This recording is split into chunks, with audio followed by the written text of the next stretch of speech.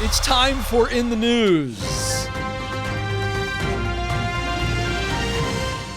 All right, folks, you're going to start hearing more and more of these headlines, and I'm going to break this down for you because I don't necessarily agree.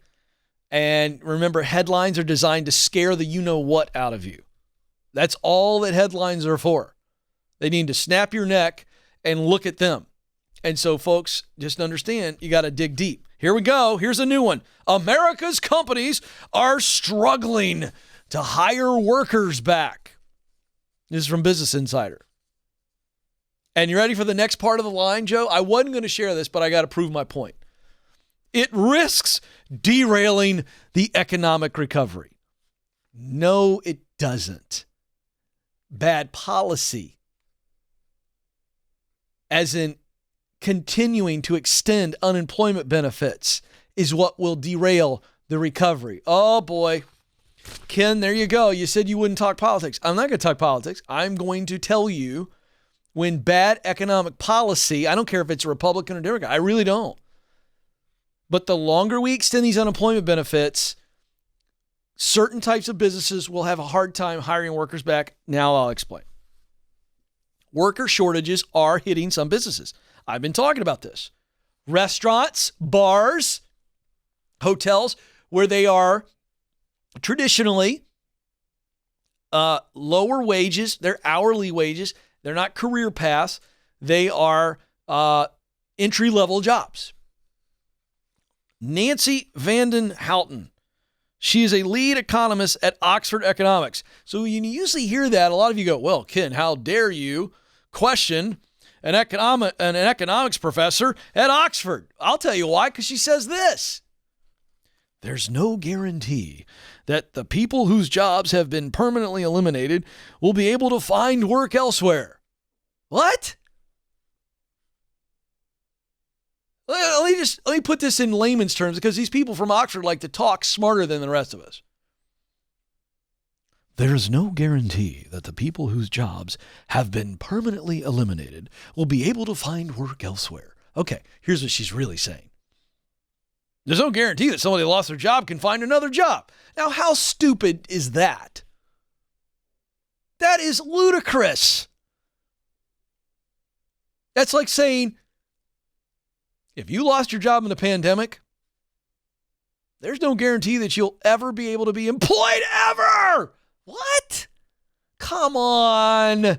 That's so the sky is falling, Chicken Little thinking from somebody who's supposedly really, really smart.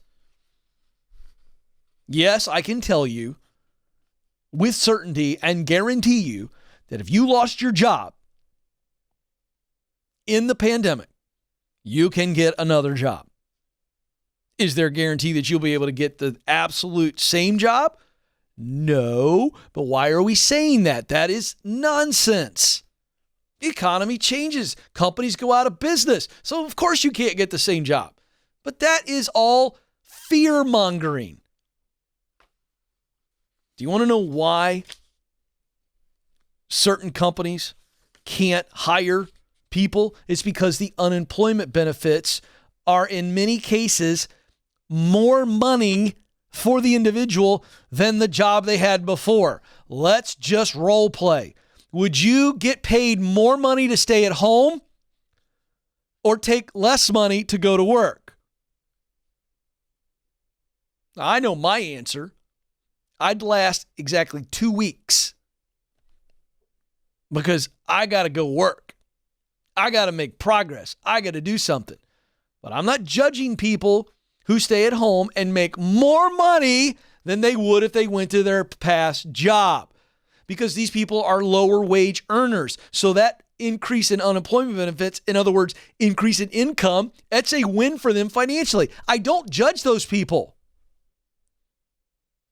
That's what I mean by bad policy. Well, Ken, how dare you? Some of these people need unemployment benefits. Okay, I know. But now the jobs are back. Give you an example. The National Restaurant Association, over year data, said that staffing at full-service restaurants is down 20%, or 1.1 million jobs that are open and available but no one wants them. And the reason is people are making more money by staying at home than they are going in and working at the restaurant. But the jobs are there, folks. So don't give me the whole, you're heartless, Ken. You don't know. The job is there. Unemployment benefits cannot stay this way forever. Does anybody disagree with that? If you do, you need to go see a brain surgeon. Your brain's not working. You can't continue these unemployment benefits at the level they are. And by the way, they won't. So you got to go to work sometime. This is interesting too. The country's most densely populated areas, Los Angeles and New York City, have the highest February unemployment rates of the 51 major metropolitan areas in the United States. Duh. Why? Because they locked everything down. And when you lock down, businesses shut down. And when businesses shut down, people move out. And so they're trying to open these cities back up. I guess they're trying. It's probably a generous word. And so these economists are going, well, Los Angeles and New York they're not opening up as fast, and that's going to affect the overall economy. No, it's not. Nashville is white hot. The job market in Nashville is blazing. You know why? We don't care what's happening in New York or LA. Why should we? We don't know. All I know is people are going out to eat here. I should say greater Nashville area, shouldn't I?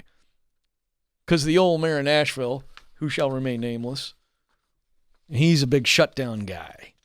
But the point is, the rest of the country isn't going to stay slowed down because people aren't going out to eat.